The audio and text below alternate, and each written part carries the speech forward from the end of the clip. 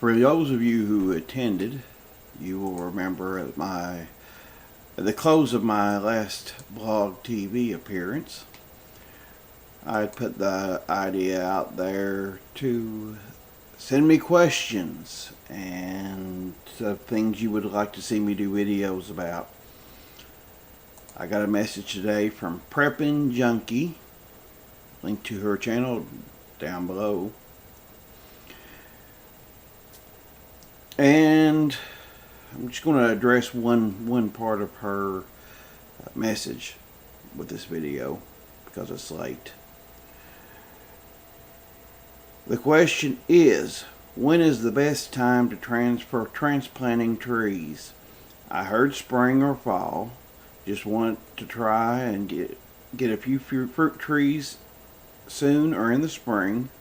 Also, know any great techniques for transplanting?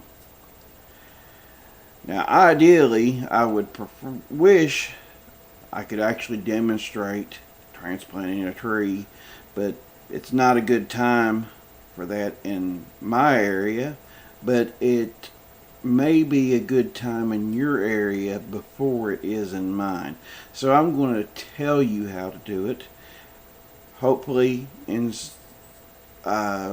late summer or early fall, I'll have some tree transplants to do, and I can show you how I do it. But until then, I want to get the information out there, and I've actually already responded to Prepping Junkie, and I'm going to use the video I sent, or the message I sent her, as a notes here. There is no bad time for transplanting trees except a heat wave or a drought. Now, a question that you may wonder about is that what do I call a heat wave? A heat wave, what you would consider a heat wave in your area, or a drought in your area, is what matters, because that's the area you want the tree to thrive in. Now, if you want to talk about the perfect time, for most areas, the perfect time would be the latest part of summer or the earliest part of fall. You want to try to get as much head start before the tree starts dropping leaves as possible, but at the same time you don't want to you're going to increase your risk of transplant shock if you do this during just a particularly hot time or a particularly dry time. Now, if you happen to have a mild and wet summer, then in the middle of summer is a good time. But for the most part, as a rule of thumb, late summer or early fall in your area. The very beginning of your fall rainy season is what you're looking for. Now, let's see. On to the next question. Any tree transplanting tricks? This is how I do it. I start with take the tree from the pot, or take off the burlap and measure your root ball.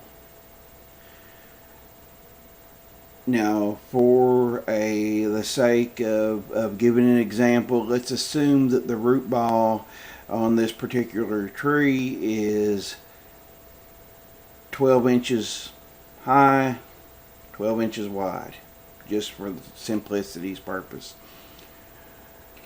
I like to dig the hole approximately 12 inches deeper than the height of that root ball. So for this 12-inch high root ball, we're going to dig a 24-inch deep hole.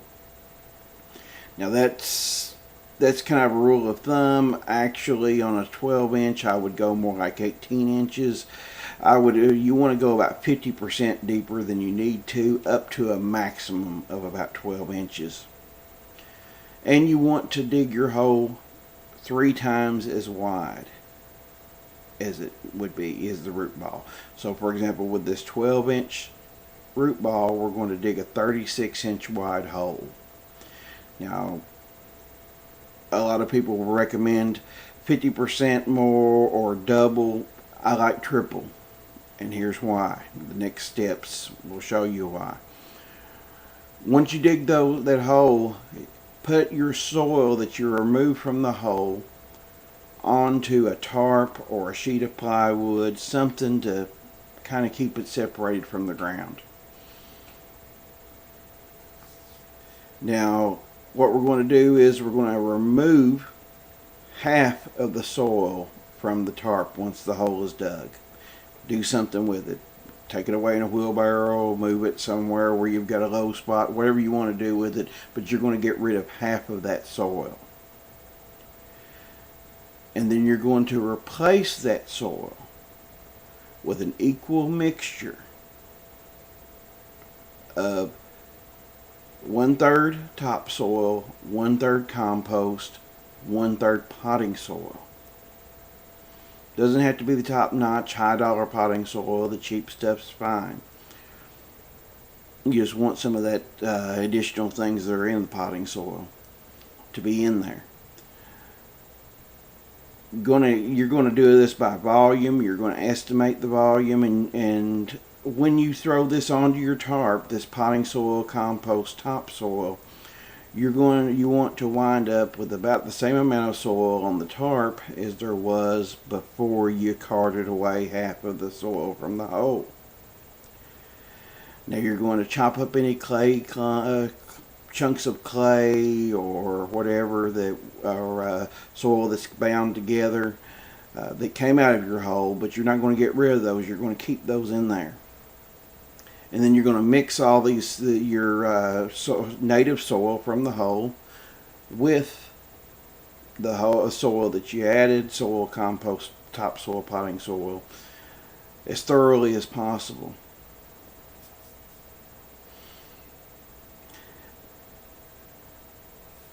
Now, the next step is you want to find an organic fertilizer that contains endo and ecto mycorrhiza, endomycorrhiza and ectomycorrhiza.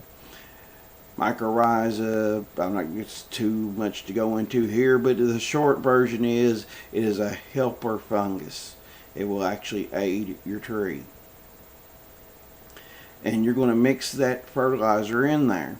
Now, Espoma brand is one of the brands that I like. I'll put a link down below. That's a reasonable price on the link that I found and shared with Preppin' Junkie. But of course, shop around and find the best deal possible. But the one that I did find was a reasonable price. Another brand would be okay. That's just one that I'm familiar with and I like.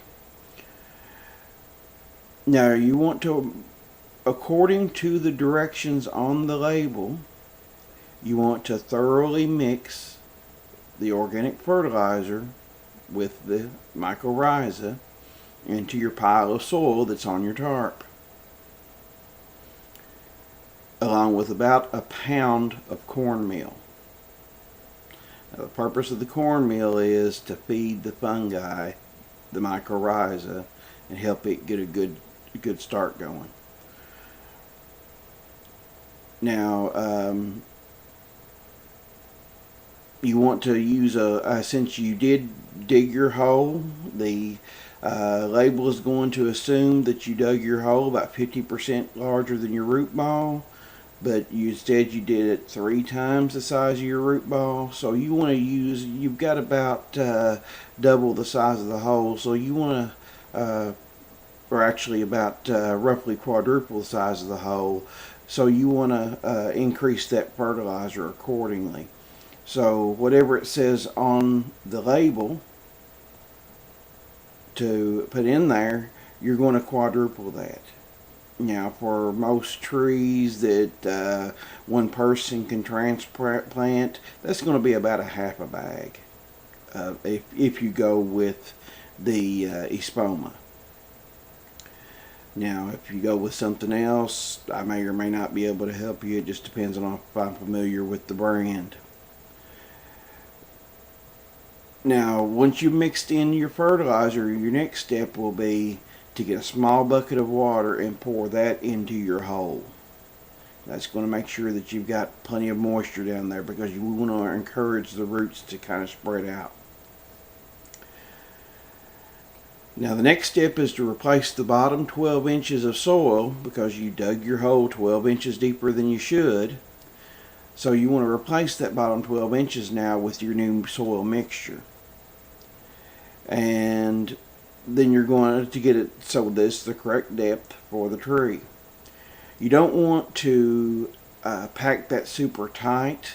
You want to just kind of pack it with one hand. And the reason for that being is, as that soil underneath the root ball settles, we want the tree to kind of settle with it, so that the roots gradually become deeper and deeper into the soil, so that eventually it'll train itself with its root system to go deeper down. Now, let's see, check my notes here.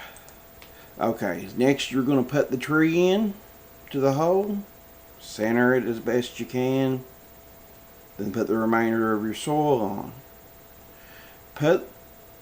As you put the soil in, put in about 1/3, then use your foot to kind of tamp it down. Put in another third, tamp it down with your foot. Don't use a tamping bar. Again, you don't want it too compact. And then finally you put your last third in, you tamp it down, and then once you get it so that the soil is about level with the surrounding soil, you want to kind of mound it up a couple of inches up around the tree. This is to allow for future settling. Finally, when you're finished, since you did add a root ball to your hole, odds are you're going to have some leftover soil. That soil, which is 50% the native soil from your property and 50% of additives, approximately, is going to be a perfect, or at least near perfect, soil for your property to start seeds. Now, that it won't be a good soil probably for starting seeds for my property, but you and the areas immediately surrounding you, it will be ideal. And the reason being is you kind of have a amped up version of your native soil. You've taken there are 50% of what's here is the soil that you're going to be transplanting these plants to once the seeds sprout and start coming up. Now I'm talking about for your garden next year. That's going to kind of give those plants a head start, because from day one they were somewhat acclimated to your native soil. Some people argue with that. This is my personal opinion. A lot of people say use the best soil you can to start your seeds. But again, you start your seeds, you put it in your native soil, you've got the immediate area surrounding the root is just typical, or is a great soil, and then around that is your typical soil that odds are is pretty good but not the best, not as good as the soil that's immediately surrounding those roots. And what you're doing is you're encouraging the roots. The roots are going to want to stay with that great soil. They're not really going to want to go into this soil that's not as good. So you're kind of encouraging a small root system by doing that. You have 50% of your native soil in there. You're reducing your transplant shock because it's not as drastic of a change that it's going into, for one. And for two, it's not such a drastic change to go into the surrounding soil as the roots spread. I'm kind of being repetitive here, and I apologize for that.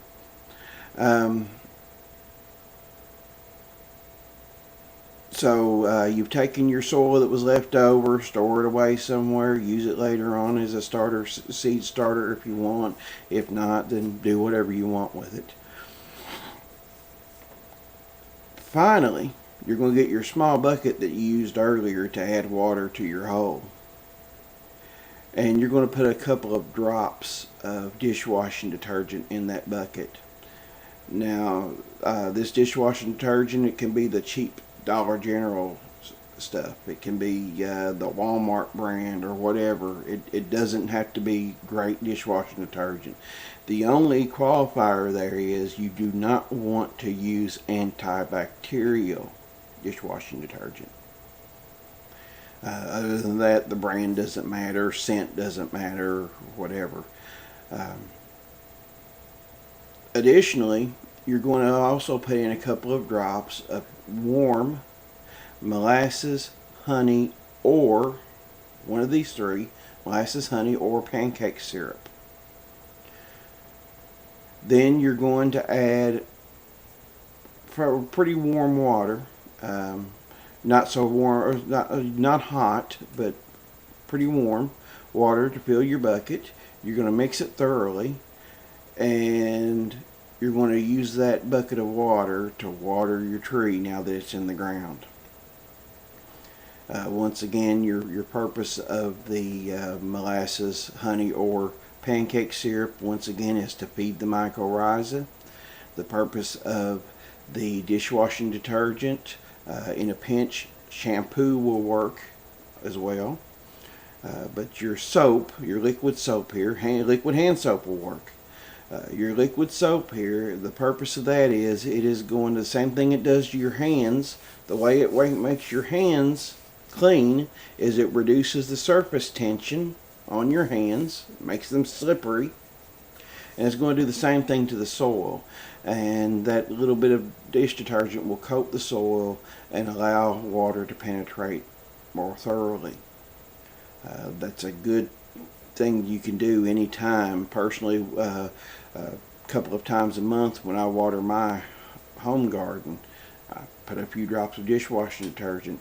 And the same thing for customers, I do a lawn application, fertilize the lawn with liquid fertilizer, or I fertilize their shrubs or whatever. Same thing, I put a bit of dishwashing detergent in there.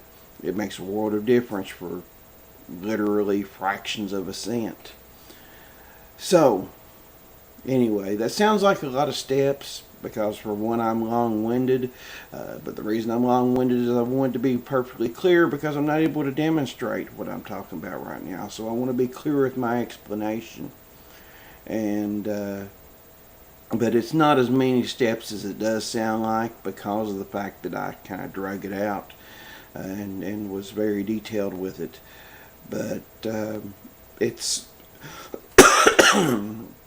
it's really a pretty quick thing. Now, I can guarantee you there's always somebody's going to put down there in the comment section, all those steps aren't necessary. Don't bother, because I'm going to say it now, all of those steps are not necessary. That is a fact. But the question was, do you know any tricks? And that is what I do when I transplant a tree, because every little thing that you can do to increase that tree's chances of thoroughly surviving and flourishing for a few minutes extra work and a couple of dollars extra paid, especially if you think this is a fruit tree that you're going to gain your sustenance from in the future, it's worth those extra steps, in my opinion. Anybody has any questions, in case I missed anything, feel free to ask via private message in the comment section below, or however you want to get the message to me. Feel free to ask. I'm sure I may have been confusing about something. And thanks for watching. For anyone who wants to get in on this Q&A thing, I'm by far not an expert on anything. I'm kind of like a jack of all trades and master of none. But I don't want to try to sound self-important here. But if there's something that you think I can help you with, that you'd like to see a video about, send me a private message. Put in the topic section in the private message. Put in there Q&A, so I know that it's something that you're looking for a video about, rather than just wanting to ask a question and get a written reply back. And we'll see what we can do. If I'm at all able to help, I'll be happy to do so. So thanks again, and have a great day.